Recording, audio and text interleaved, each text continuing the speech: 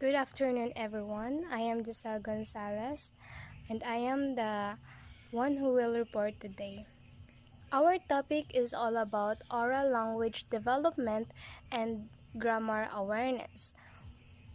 When we say oral language development is the system through which we use spoken words to express knowledge, ideas, and feelings. Also, oral language is transition with the inkling of providing good language lesson to every ESL classroom. The teacher says the development of oral language as inevitable. So, when we're developing oral language, it means developing the skills and knowledge that go into listening and speaking, all of which have a strong relationship to read comprehension and to writing. Oral language is made up of at least 5 key components. These are the phonological skills, pragmatics, syntax, morphological skills, and vocabulary or semantic. All of these components of oral language are necessary to communicate and learn through conversation and spoken interaction. But there are important distinctions among them that we have implication for literacy instruction.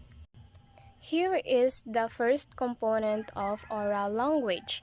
The phonology or phonological. It is an awareness of sound such as syllables and rhymes. Phonological, once the phonological system has been acquired for basic listening and speaking, children begin to develop phonological awareness, the awareness of word in sentences or syllables in words. Other aspects of phonological awareness include rhymes, alliteration, onset or rhyme, or word families, blending, segmenting, and manipulating sounds. Syntax. This is the understanding words, order, and grammar rules. Syntax, as children development their oral language skills. They also develop an understanding of grammar, the set of structural rules that govern the combination of words and phrases into sentences, as well as how two sentences are combined into paragraph. Now, knowledge of this rule helps children understand the relationship among words and apply vocabulary and abstract thinking to their comprehension of oral language. The morphological skills. It is the understanding the meaning of words, forms, and parts. Morphological skills or morphology is focused on the smallest units of meaning within a word, as well as the rule about how those words are formed. Also included the study of structural analysis, how words are joined together, and build vocabulary by analyzing the morphological of the word. Next components, the pragmatics. This is the understanding the social rules of communication. Pragmatics, this includes social norms regarding conversation, turn-taking, personal space, and appropriate behavior with peers and authority figures in a variety of common sound social situation. Also to prepare students for more successful comprehension at later stages, including both listening and reading. Here is the last components of oral language development, the semantics or vocabulary. This means understanding the meaning of words and phrases. Semantic or oral or vocabulary develop of vocabulary focuses both of expressive and receptive vocabulary. For when the expressive vocabulary represent the words a student actively uses when talking, writing, or otherwise communicating, while the receptive vocabulary represent the words that a student understand, experiences, but may not necessarily use when speaking and writing. So that's the component of oral language development. The key to instruction in oral language is assessing these skills or the 5 components of oral language development. Early on the focusing instruction on building a foundation of these skills through listening comprehension and oral expression. So that's all for today. Thank you.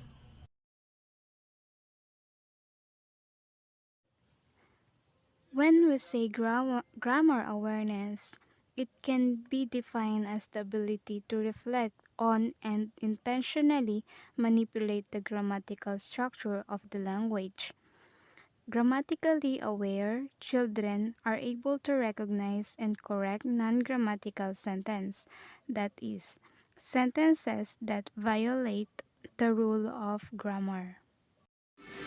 So, good afternoon, ma'am. My name is Giselle B. Placer. My topic for today is grammar and its dimension. When we say grammar and its dimension, defines grammar is made of 3 dimensions: form, meaning, and use.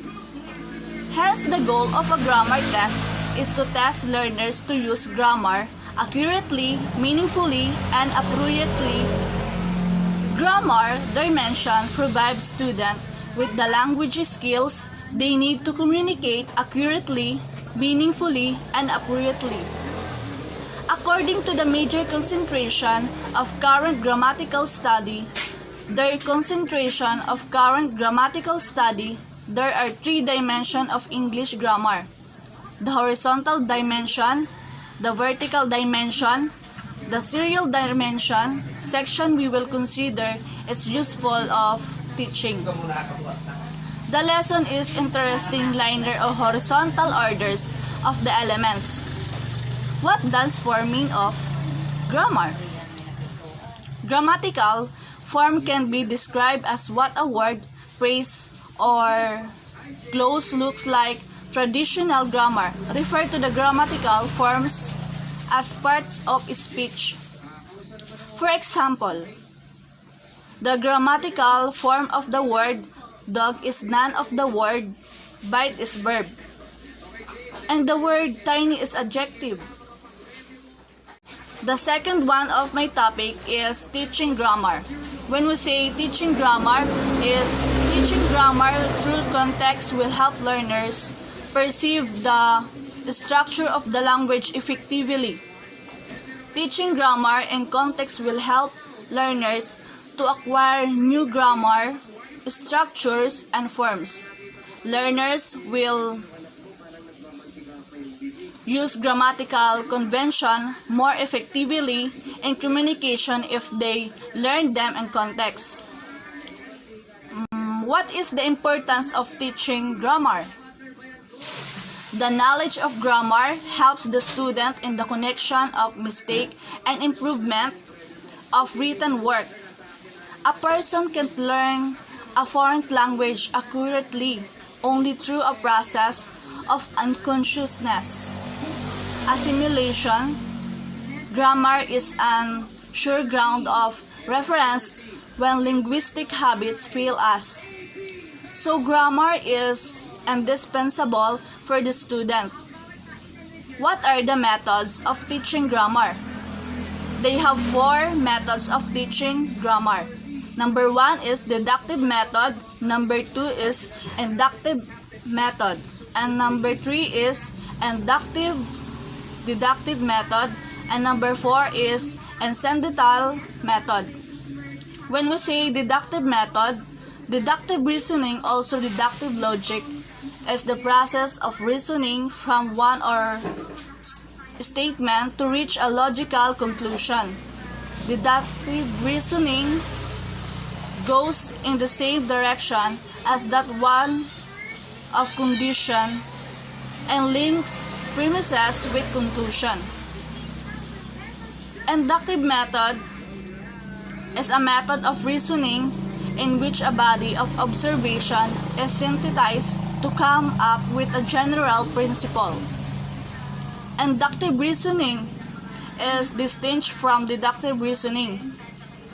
Number 3 is incidental teaching is a strategy that uses the principle of applied behavior analysis.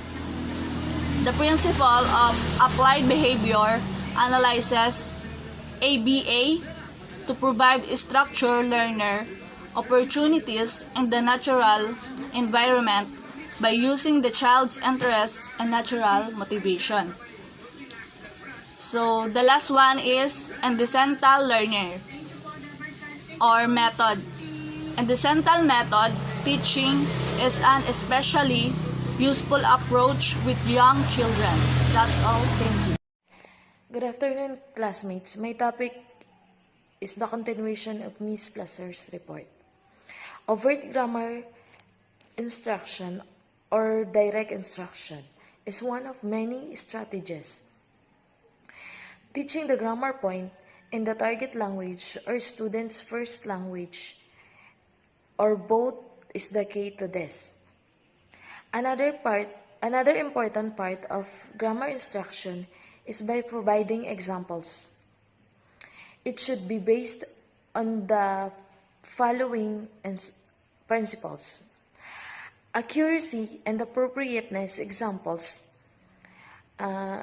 Examples as teaching tools. Next is relevance of grammar lesson. Teacher should teach grammar forms and structures in relation to meaning and use for specific communication tasks that students need to complete. The idea of fluency first before accuracy should be considered. Teachers should build students' confidence and their ability to use the language by focusing on the content or meaning of their communication rather than on grammatical form.